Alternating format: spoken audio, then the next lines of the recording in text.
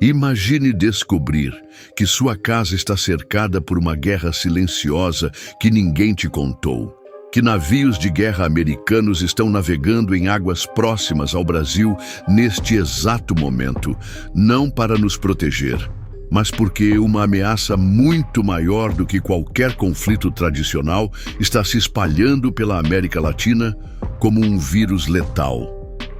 E o mais assustador, o Brasil pode ser o próximo alvo dessa operação militar que já mobilizou milhares de soldados americanos. O que você está prestes a descobrir vai mudar completamente sua percepção sobre o que realmente está acontecendo na nossa região neste momento.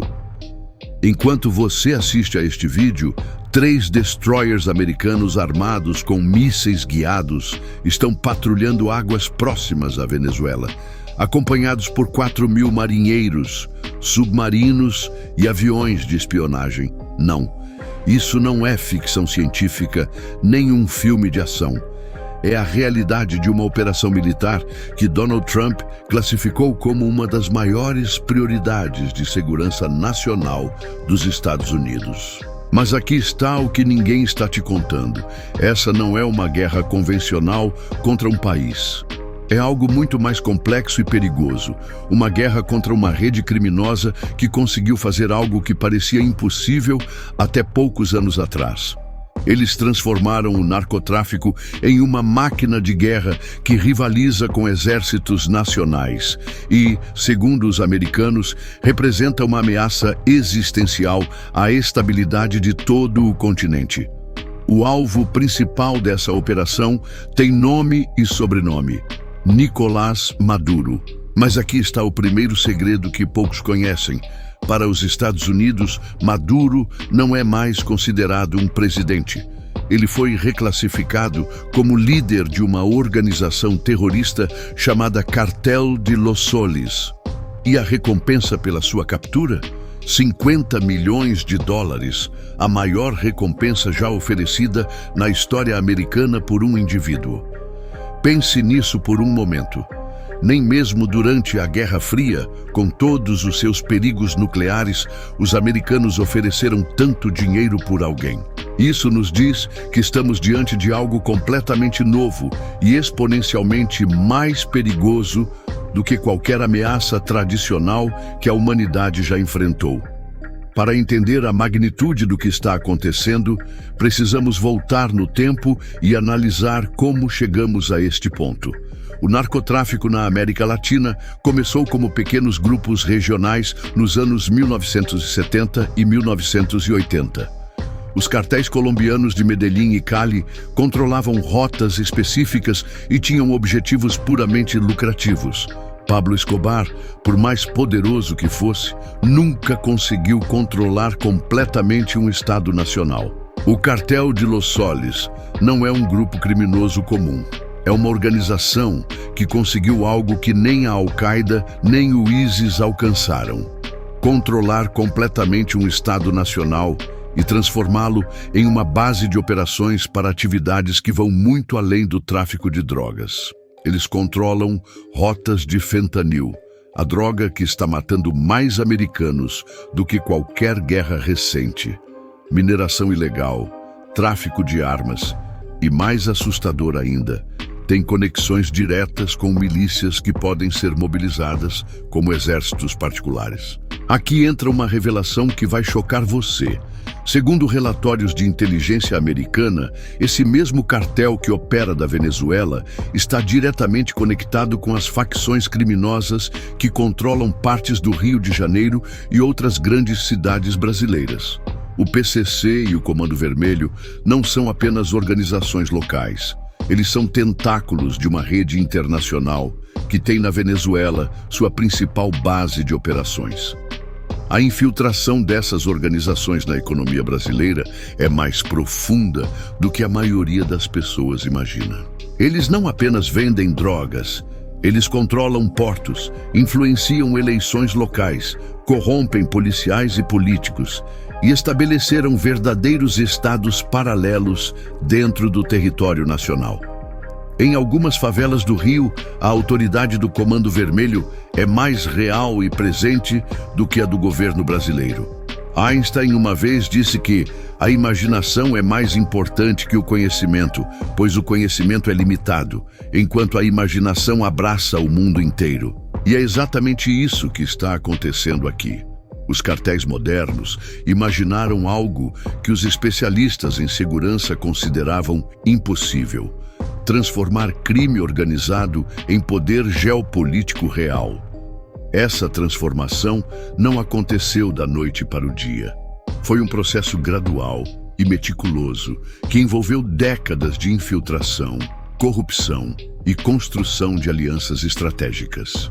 O que começou como tráfico de cocaína evoluiu para uma operação multifacetada que inclui lavagem de dinheiro em escala internacional, controle de recursos naturais, manipulação de processos democráticos e, mais recentemente, guerra psicológica através de redes sociais e desinformação.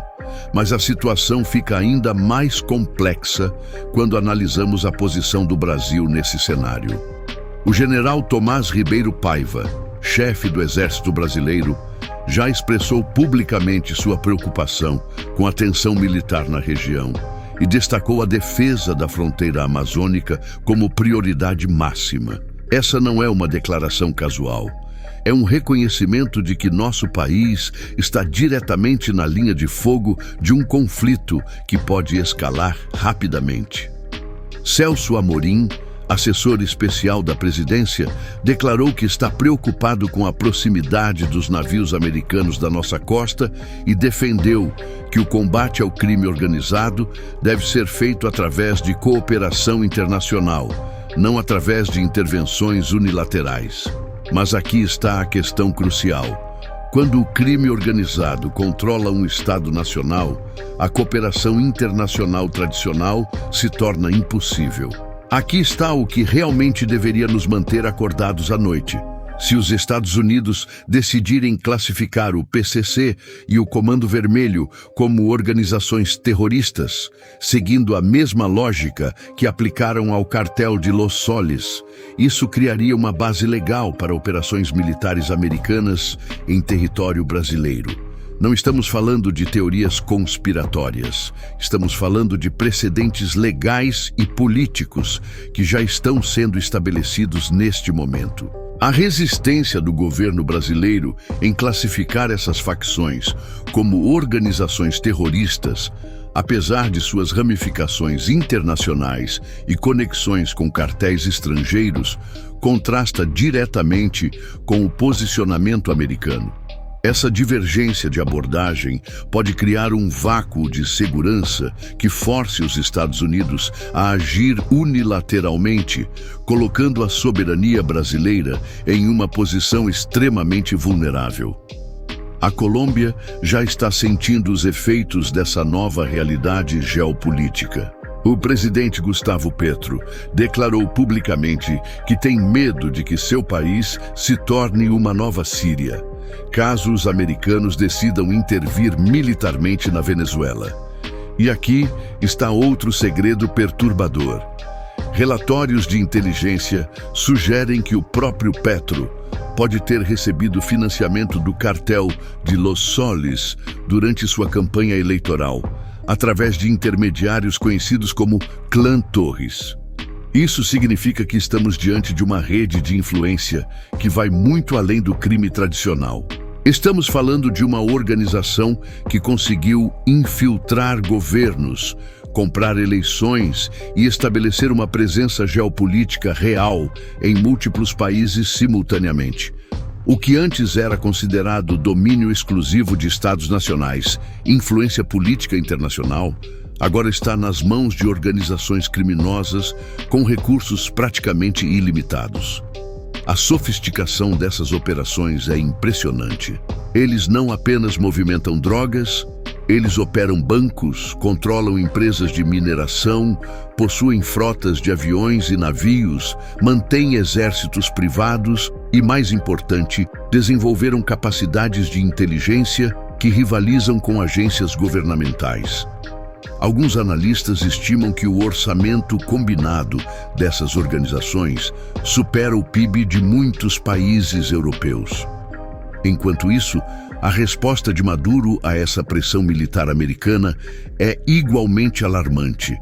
Ele anunciou a mobilização de 4,5 milhões de milicianos, mais pessoas do que muitos exércitos nacionais, para defender seu regime. Proibiu o uso de drones em território venezuelano e está organizando exercícios de defesa que envolvem tanto militares quanto civis, transformando todo o país em uma potencial zona de guerra. A estratégia de Maduro não é apenas defensiva. Intelligence reports sugerem que o regime venezuelano está distribuindo armas para grupos milicianos em países vizinhos, incluindo o Brasil, criando uma rede de células adormecidas que podem ser ativadas em caso de conflito. Isso transforma cada fronteira em uma potencial linha de frente. Mas aqui está a parte que deveria nos preocupar mais. O Brasil está adotando uma postura ambígua em relação a toda essa situação. Enquanto os Estados Unidos tratam a Venezuela como um estado criminoso controlado por terroristas, o governo brasileiro continua se referindo à democracia relativa de Maduro e mantém canais de diálogo abertos com Caracas. Essa ambiguidade pode nos colocar em uma posição extremamente vulnerável. Porque se existe uma coisa que a história nos ensina, é que, em conflitos geopolíticos dessa magnitude, não existe neutralidade real. Você está de um lado ou do outro, e a inação é frequentemente interpretada como cumplicidade. O Brasil pode descobrir tarde demais que sua tentativa de manter neutralidade foi interpretada pelos americanos como apoio velado ao regime venezuelano. A evolução do narcotráfico de cartéis regionais para redes internacionais complexas representa uma mudança fundamental na natureza das ameaças à segurança nacional. Não estamos mais lidando com criminosos que querem apenas lucrar.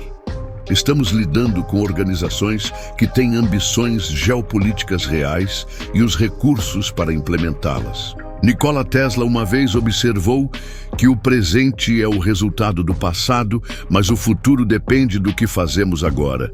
E é exatamente essa a situação em que nos encontramos. As decisões que nossos governos tomarem nas próximas semanas podem determinar se a América Latina se tornará um campo de batalha ou se conseguiremos encontrar uma solução para essa crise sem precedentes. Essas redes controlam territórios maiores que muitos países europeus.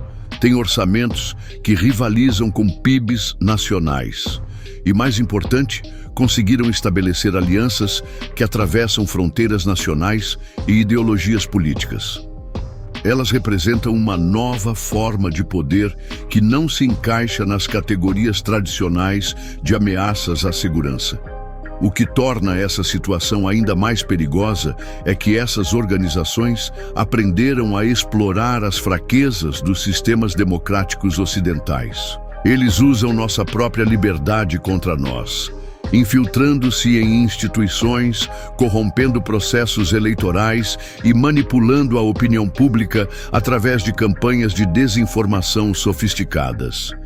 A dimensão tecnológica dessa guerra também não pode ser ignorada. Esses cartéis investem pesadamente em criptografia, drones, sistemas de comunicação satelital e até mesmo inteligência artificial para coordenar suas operações.